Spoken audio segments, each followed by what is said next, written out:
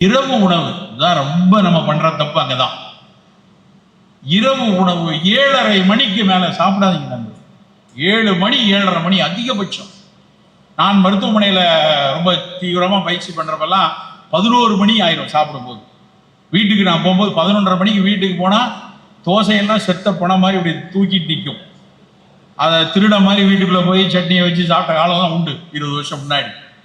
அதுக்கப்புறம் அறிவு வந்து தான் அப்படி சாப்பிடக்கூடாது. 6:30 மணிக்கு வீட்டுக்கு மருத்துவமனைக்கு சாப்பாடு வந்துடும். 6:30 மணி 7 மணிக்கு சாப்பிட்டுட்டு அப்புறம் 10 மணி வரைக்கும் கூட பேஷண்ட் பார்ப்போம். வணிகர்கள்ல இருக்கலாம், பல வேற வேலைகள்ல இருக்கிறவங்க மாலை உணவுக்கு தயவு செய்து அக்கறையா இருக்கணும். 6 மணிக்கு எளிய உணவு. சர்க்கரை வியாதிக்காரங்களுக்கு ஆக சிறப்பு கோதுமை ரவை கிச்சடி தான். சர்க்கரை ஏறாது. கோதுமை ரவை கிச்சடி இல்லைன்னா சிறுதானியங்கள் எல்லாத்தையும் போட்டு ஒரு புல்கா மாதிரியோ இல்லைன்னா ஒரு ரொட்டி மாதிரியோ, அதுக்கு தொட்டுக்கிறதுக்கு உருளைக்கிழங்கு பீட்ரூட்லாம் போட்டு குருமா செஞ்சிடக்கூடாது.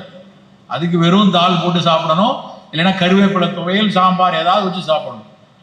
எளிய உணவாக இரவு உணவு இருக்கணும். ஆனா துரதிருஷ்டவசமா இன்னைக்கு இருக்க கல்யாணங்கள் எல்லாம் இரவுல தான் கொண்டாட்டமா இருக்கு.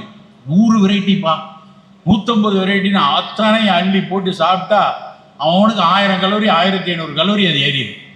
நான் பல நேரத்தில் சொல்லுவேன், கல்யாணத்துக்கு போங்க, கை கொடுங்க, திருநீர் பூசிங்களா பூசுங்க, கிளம்பி வந்துருங்க.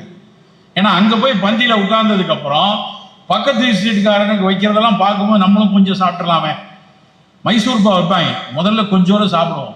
அப்புறம் அந்த நில சுரண்டல்காரர் மாதிரி கொஞ்சம் கொஞ்சமா அடுத்த தட்டு வர்றதுக்குள்ள மொத்தம் முடிச்சிடும்.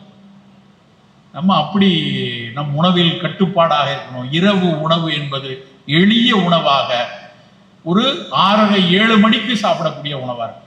இப்படி உங்களுடைய உணவை கட்டமைத்துக் கொள்ளுங்கள்.